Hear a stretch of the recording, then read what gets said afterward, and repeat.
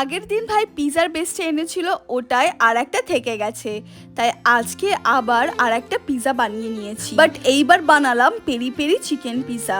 চলো তাহলে আজকের রেসিপি শুরু করা যাক। আমি ছোট ছোট করে বোনলেস চিকেনটাকে তেল দিয়ে অল্প একটু লবণ দিয়ে ফ্রাই করে নেব, আর পেরি পেরি মশলাটা দিয়ে দেব। ফ্রাই হয়ে গেলে সাইডে রেখে পিজার বেসটা সাজিয়ে নেব। অ্যাজ ইউজুয়াল বেসে সস দিয়ে চিজ দিয়ে দেব। এরপর পেরি পেরি চিকেনটা দিয়ে দেব।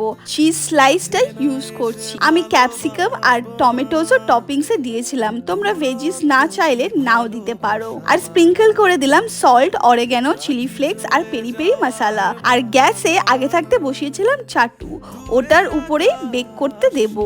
আর বেক করব যতক্ষণ না চিজ গলে যাচ্ছে। আর সার্ভ করো গরম গরম পেরি পেরি চিকেন পিজা। খেতে অনেক মজাদার আর বেসটা অনেক সফট ছিল। দেখা হচ্ছে পরের ভিডিওতে। বাই।